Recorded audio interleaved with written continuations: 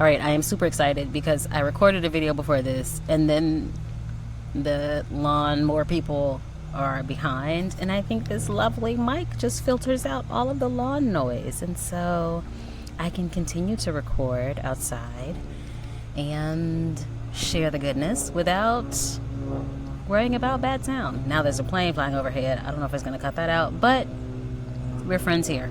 We're just going to act like we're sitting by the pool and having yummy, deep conversation, and we're going to roll with it.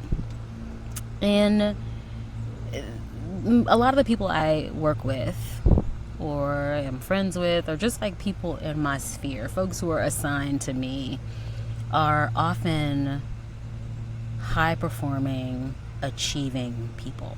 And sometimes there's this question about whether achieving or ambition is a bad thing. And so I was sitting out by the pool, and the thought came to me, was like, when the thing that is driving your ambition, so it is not that ambition is bad, it's often the thing that is driving our ambition that we need to pay attention to. And I believe that there is this shift from being fueled by your ambition, being fueled by achievement and accomplishment, versus your ambition being fueled by something else. And that something else is what we're going to talk about. If you are new to me, my name is Aisha Carmine. I help high-performing, high-achieving women who are kind of going through a spiritual awakening, right? They are so used to accomplishing and achieving and being driven by success, and at some point there was something on the inside that I was like, no, this isn't it. Like, there's more for you. So if you are a high-performing, high-achieving woman who's like, something is happening with this nudging and I don't know what it is, you're in the right place. I picked up my notebook and then I didn't tell you what it was. So in my videos, I don't memorize anything. Everything that I share here is typically written in my notebook. And rather than going through some perfected, super polished production, like, I would much rather imagine that you and I are sitting out by the pool and just talking about life, like real things that matter. And we are not trying to put on, right? Like, I got on my tank top. I might have a little sweat on my face. And my people appreciate the realness. So I click the record button and I read what I've written. It is also a kind of giving the finger to AI, because in a world that is noisy and overwhelmingly fake, that's just not how we roll here. So I read, we chat, it's lovely. So this one is when the thing driving your ambition shifts from achievement to alignment. There comes a point when you've achieved more than you could have ever imagined, and you are standing in the mirror or sitting on the couch late at night, staring off into space, wondering what's next. What do you do now? You have the wall of accolades, you have the respect and admiration of your peers, and even of some of those people who doubted you. You have the house you dreamed of, the marriage and the kids who are well on their way. You did it. And by gosh, you are so freaking proud of yourself. And there's this restlessness, this chomping at the bit, this energy, this drive that needs somewhere to go, like something to do, something to achieve. And when you say like something to achieve, like something in you is like, you pause a little bit and you wonder, like, do I always have to be achieving something? There is something you are longing to go after, but it is not what you are used to. It's not another degree, another accolade, another step on the proverbial ladder. You are not looking for external anything. You are past that. You are looking for, or what you are looking for, is a place to aim your ambition in a direction that fuels you, inspires you, excites, and energizes you. You are looking to pursue something new that makes you shimmy with delight, that makes you giddy like a teenager who's experiencing requited love for the first time. What is it? That thing you are longing for, wanting to explore and get to know deeply. What is it that you want to turn your attention to? That thing that you are wanting to get to know, love, and pursue, that thing is you. You are longing to get to know you. What lights you up? What excites you? What makes you wiggle your toes and weep with gratitude? What feels so good on the inside that you radiate on the outside?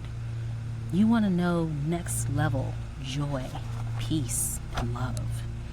You want to know what it's like to live and create from that place. How to be rich and indulgent with yourself. How to be a good steward of this gift of a life. Not for your job, not for your kids, not for your parents or your partner, but for yourself. This thing that you are seeking represents a shift of your ambition that was once driven or fueled by external accomplishment to that same ambition being fueled by internal alignment, where you become the primary beneficiary of your effort, your focus, and your ambition. And here's what's beautiful about that. Well, there are two things. One, when you look at all that your ambition has gotten you, all that you've achieved, all that you've gotten, it is a testament to what is possible when you commit yourself. Imagine what is possible in your life when you commit yourself to yourself. Imagine the inner peace. Imagine the presence, the joy, the life that you could create in yourself. Probably with a fraction of the effort, a fraction of the focus and attention. Then, the second thing that's really beautiful about this is that you already know how. And I mean, you might be looking around like, how do I devote myself to myself? So I'll tell you. And you're probably going to roll your eyes at me when I say it. But I want to invite you to receive it. The way that you devote yourself to yourself is to date yourself. Remember when you had like your first major crush on someone or your first real relationship? How you always wanted to spend time with that person? How you leaned in and listened with curiosity to everything they said, getting to know them? How you scheduled dates and learned who they were, what they liked and didn't like, what they valued and what they believed in. You learned their love language and you enjoyed doing things for them to brighten their day and to make them smile. I want to invite you to treat yourself like that. Pursue yourself like that. Get to know yourself like that. Date yourself. Love yourself actively, ambitiously, intentionally. If you wouldn't go a day without spending time or having a conversation with your boo, don't go one single day without having conversation with yourself. Checking in, asking how your day was, and really listening. If you would be itching to go out on a date every weekend for a quality helping of quality time, do that same thing with yourself. Go to dinner. Make an elaborate meal. Go to a pottery workshop. Find out what you like and don't like. Be all in on yourself. And in being all in on yourself, you learn the sound of your own voice. You tune into what makes you come alive. And then you begin to make those things an everyday part of your reality. You begin to create and live from that place. Everything you touch, everything you do is doused in the love that you have for yourself. This is the new ambition. Ambition not fueled by external accomplishments, but fueled by acceptance and adoration of oneself. This is ambition fueled by alignment. Receive it.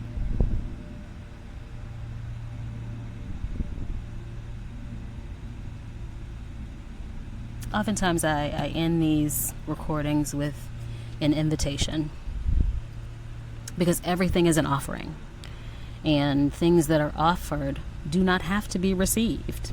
They can be rejected, they can be considered, they can be accepted. And so I want to invite you to try this notion on, to try on the idea of being the beneficiary of your ambition, to try on the idea of dating yourself, of spending quality time with yourself as someone you are trying to get to know.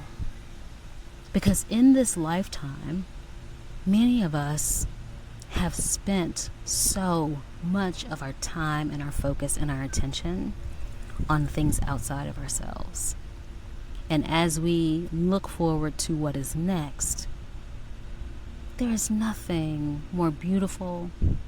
There is no greater act of gratitude than to be and love and accept all of who you are. And if you decide to date yourself, to get to know yourself in this way, there is no way that you could walk out of that and not marvel at all that you are. There is no way that you could come out of that experience with this new habit and not be